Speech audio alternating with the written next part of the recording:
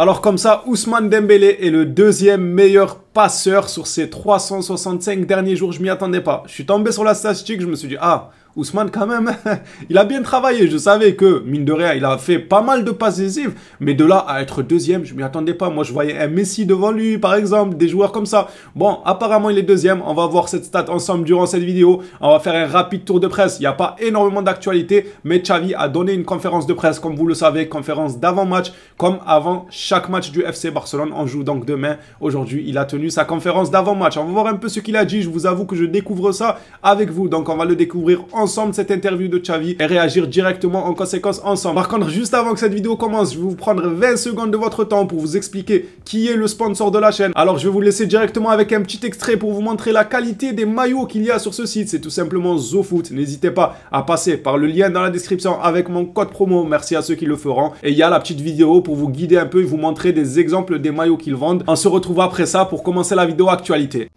Les phénomènes, juste avant que cette vidéo commence, laissez-moi vous présenter le sponsor de la chaîne, un site de maillots. Alors je précise directement que ce sont des maillots répliques, mais de très très bonne qualité et à très très faible prix. N'hésitez pas à passer par le lien dans la description, c'est le site ZoFoot. Avec mon code promo, vous pouvez acquérir ce genre de maillot pour à peine une vingtaine d'euros. Franchement, c'est donné, ce sont des répliques de très très bonne qualité. Comme vous pouvez le voir, le FC Barcelone la saison dernière, ou encore celui de l'Olympique de Marseille, que je kiffe particulièrement car je le trouve très très joli. Ou encore de l'autre côté, nous avons celui de Manchester United qu'on a affronté en Europa League, ou même celui du Barça à domicile. Si vous voulez vous en procurer de votre club favori, le Bayern, le Real, ainsi de suite, n'hésitez pas à passer par le lien dans la description. Et voilà, on se retrouve donc pour le début de cette vidéo actualité. On commence avec une nouvelle sur Ferran Torres qui va en ravir beaucoup, mais Ferran lui croit qu'il a le choix.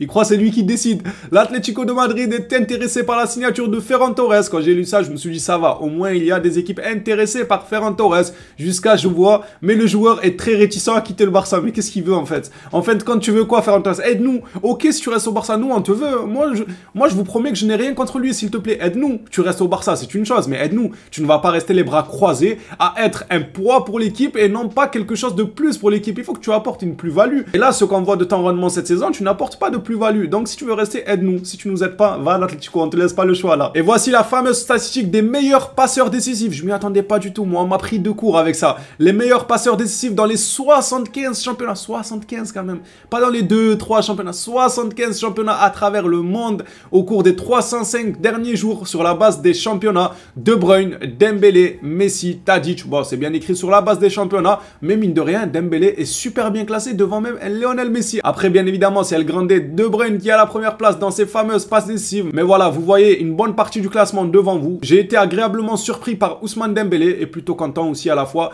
pour lui. J'espère qu'il nous reviendra vite pour qu'il recommence un peu à donner des caviars à Lewandowski. Son absence s'est largement fait ressentir. Le dossier Busquets, ça ne bouge pas énormément, mais on a des chiffres. Je ne pense pas qu'avant je vous avais partagé des chiffres. J'en suis même plus sûr tellement on partage des informations. Barcelone enverra à Busquets une offre de renouvellement avec un salaire de 7 millions d'euros par an. Busquets, ça parle d'une prolongation, une offre de renouvellement à 7 millions d'euros par an. Le joueur va-t-il accepter ou pas? On n'a toujours pas la réponse à l'heure actuelle. Et pour les blessures, Xavi a déclaré Pedri et Dembélé, nous devons attendre. Ils s'entraînent séparément et nous verrons leurs sensations. Et puisqu'on parle de Xavi, on va enchaîner directement sur sa conférence de presse ensemble que je n'ai pas découvert. J'ai juste pris les images et je suis venu découvrir ici avec vous. Alors Xavi nous dit, je parle souvent avec le président. Nous parlons aussi de planification. Et même si c'est bientôt, nous essaierons de nous renforcer cet été. Les positions qu'il dit, un arrière droit, un défenseur central et un attaquant sont seuls que nous priorisons. C'est des priorités totalement logiques. Un défenseur droit, un attaquant et pourquoi pas un défenseur central. Après en milieu de terrain, comme Laporta a tenu à le dire en conférence de presse lui aussi,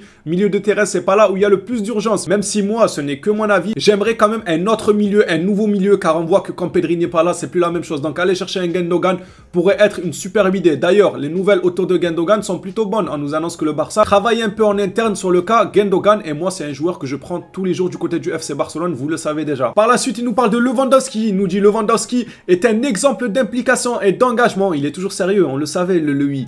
Il veut toujours jouer, il est différent et a changé la mentalité de l'équipe. Cela nous a fait du bien qu'il soit venu, c'est une décharge vitale.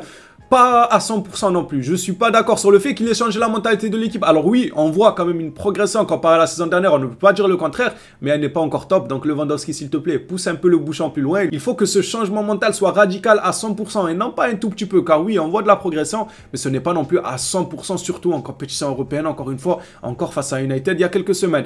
Par la suite, il nous dit devenir le Ferguson de Barcelone, rien que ça. Je vois cela comme difficile, mais j'espère. Je suis très reconnaissant envers le président pour ses paroles. Alors les paroles que Laporta a dit il y a encore quelques jours, j'avais partagé son interview ici même sur cette chaîne. Comme d'habitude, de toute façon, on rate pas énormément d'informations sur le Barça, c'est pour ça qu'il faut suivre et activer les notifications. Tu rentres du travail, t'as pas envie un peu d'aller à gauche, à droite, regarder chaque information. Tu lances la chaîne, tu vois qu'il y a une vidéo habituelle de la journée qui regroupe absolument toutes les informations qui sont passées. Par la suite, il nous dit nous n'allons pas jouer avec le frein à main, même s'il y a des joueurs qui sont proches de la suspension. Le match est aussi ou plus important que le Classico. Alors comme vous le savez, je sais plus, j'ai plus la liste des joueurs en tête, mais je crois il y a Gavi, je crois il y a Rafinha, arrêtez-moi si je me trompe, mais ces deux-là, j'en suis quasi sûr, je crois. S'ils prennent carton rouge, ils risquent d'être suspendus pour le Classico. Il y a Ferran Torres aussi, bon lui c'est pas, prends le carton, prends une jaune demain, fais faute. Il faut faire une faute tactique, Ferran Torres. Si tu vois que Bilbao ils partent en contre-attaque, il faut faire faute, comme ça tu prends ton carton jaune et nous on est libérés pour le Classico. Non, réellement, Xavi a raison de dire qu'il faut jouer à fond car c'est un match important bien évidemment. Il ne faut pas perdre des points avant d'aller à Madrid, comme je vous ai dit, ça va leur redonner foi pour recoller au FC Barcelone si jamais on perdait des points avant d'affronter en Classico le Real Madrid.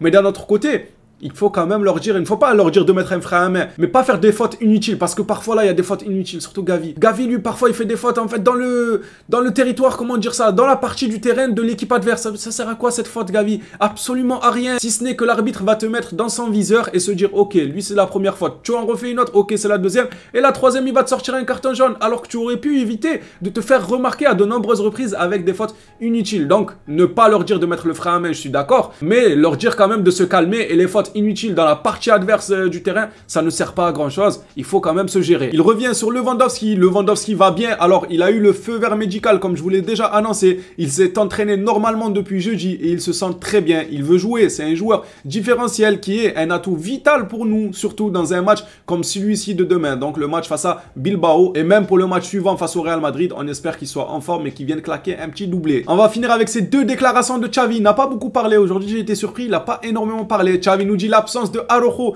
est une perte très importante, c'est le cas de le dire. Araujo c'est un pilier de la défense, c'est même le chef de la défense, surtout à l'Athletic Bilbao, avec une telle intensité, une pression élevée, des centres sur l'aile, il va nous manquer, c'est vrai. Mais nous avons suffisamment d'alternatives pour que cela ne se remarque pas. Je trouve qu'il y va fort. On va quand même remarquer l'absence de Araujo, c'est pas n'importe qui en fait. Quand tu dis ne se remarque pas, je suis pas si sûr. Araujo quand il est pas là, ça se remarque.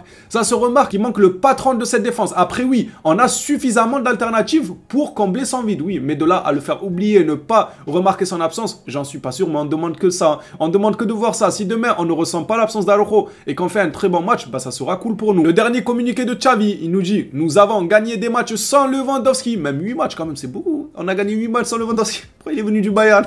Repart Lewandowski. C'est quand même pas mal 8 matchs sans Lewandowski ou 7.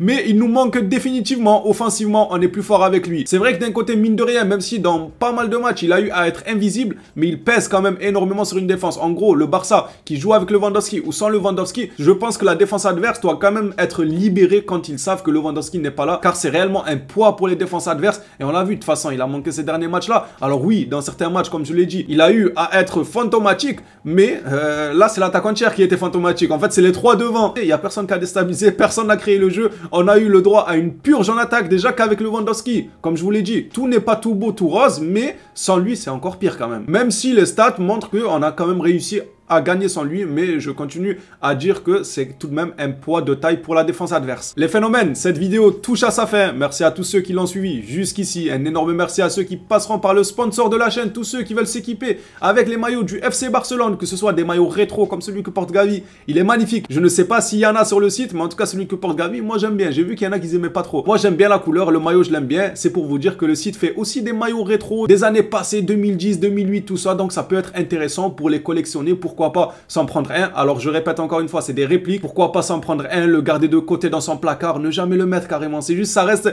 comme une œuvre d'art en fait. Comme ça, dans 40 ans, dans 50 ans, ben, tu seras là, tu seras un papy avec tes enfants, tu pourras ressortir le maillot. Ouais, ça c'est le maillot de 2001. Quand même, ça a du flow, quand même, ça a du style. Voilà les Blaugrana, la vidéo s'achève ici. Merci encore une fois à vous tous. On se revoit à une prochaine vidéo sur le FC Barcelone. D'ici là, prenez soin de vous les phénomènes.